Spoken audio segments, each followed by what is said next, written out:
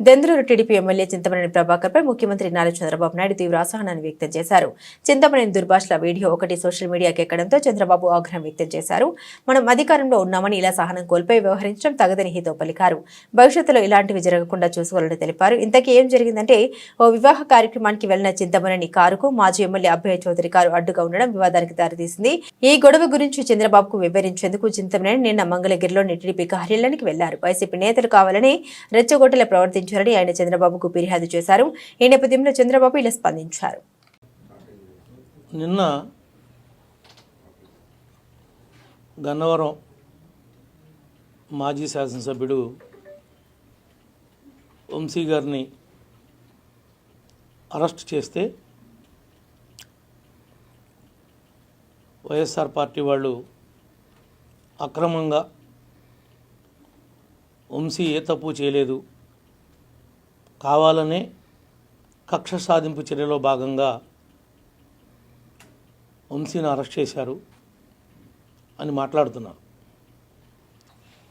అంటే వంశీ ఏ తప్పు చేయకోకుండానే తెలుగుదేశం పార్టీ గన్నవరం కార్యాలయం తగలబడిందా, ధ్వంసమైందా, లేదంటే మాకు మేమే పెట్టుకుని వంశీ మీద నెట్టడం జరిగిందా?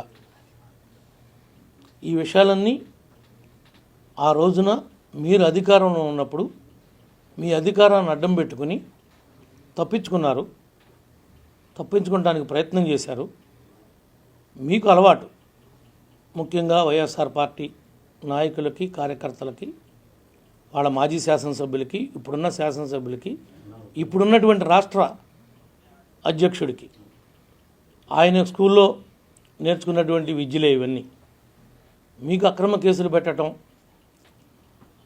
ప్రతిపక్ష పార్టీ వాళ్ళని హౌస్ అరెస్ట్ చేయటం, బయటికి రానికపోవటం, అవసరమైతే ఎన్కౌంటర్ చేస్తాను అని చెప్పి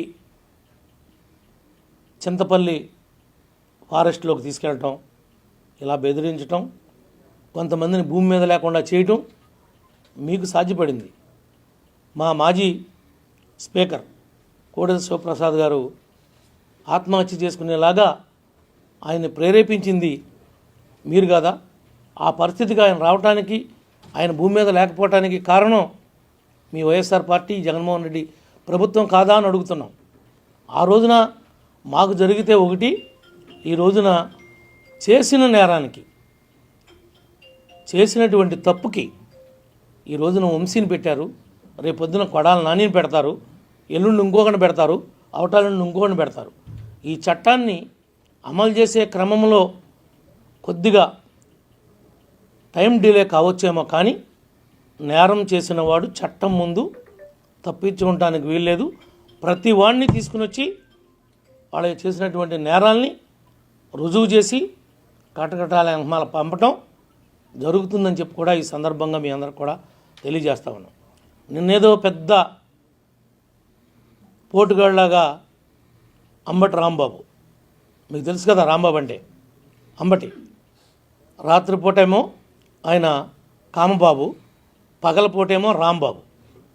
ఈయన చెప్తున్నాడు నీతి కౌరులు మహాత్మా గాంధీ దగ్గర నేర్చుకుని వచ్చినట్లుగా. డీజీపీ గారు ఆఫీస్కి వెళ్ళాడట, ఈ పుడింగ్ వస్తున్నాడని డీజీపీ గారు అక్కడ ఇంటర్వ్యూ ఇవ్వలేదట. ఈయనకు ఒక శాసనసభ్యుడు కూడా కాదు, నువ్వు మాజీ మంత్రి అయితే అయి ఉండొచ్చేమో. కనీసం నీకు పోలవరంలో నీకు మంత్రి ఇచ్చి ఇంకా దిగదార్చేశాడు పోలవరం ప్రాజెక్ట్ని జగన్. దేనివల్ల నీకు క్యూసిక్కి దీనికి తేడా తెలియనటువంటి, టీఎంసీకి తేడా తెలియనటువంటి మనిషివి. క్యూసిక్స్ అంటే ఏంటో, టీఎంసీస్ అంటే ఏంటో కనీసం ఆ వ్యత్యాసం కూడా తెలుసుకోకుండా ఆ శాఖ మంత్రిగా ఉండి పోలవరాన్ని పడుకోబెట్టి గైడ్ బండి పోయి అనేక విధాలుగా దాన్ని సర్వనాశనం చేసింది జగన్మోహన్ రెడ్డి ప్రభుత్వం. ఇంకా రాంబాబు గురించి చెప్పాలంటే మాటలతో చెప్పేది కాదు.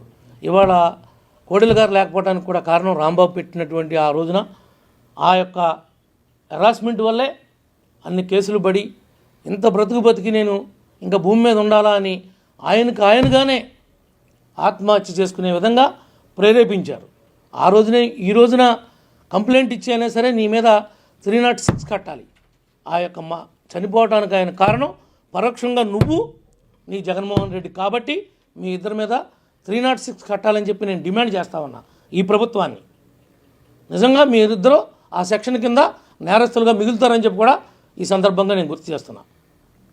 ఇవాళ ఏదో ఈయన వచ్చాడంట, డీజీపీ గారికట తెలియాలట మా మాజీ మంత్రులు, అప్పుడున్నటువంటి శాసనసభ్యులు స్వయంగా డీజీపీ గారిని కలవటానికి వెళ్తేనే మీ ప్రభుత్వంలో అపాయింట్మెంట్ ఇవ్వకోకుండా గేట్లలోంచి రాకోకుండా వెనక్కి తిప్పి పంపిన సంఘటనలు అనేకం.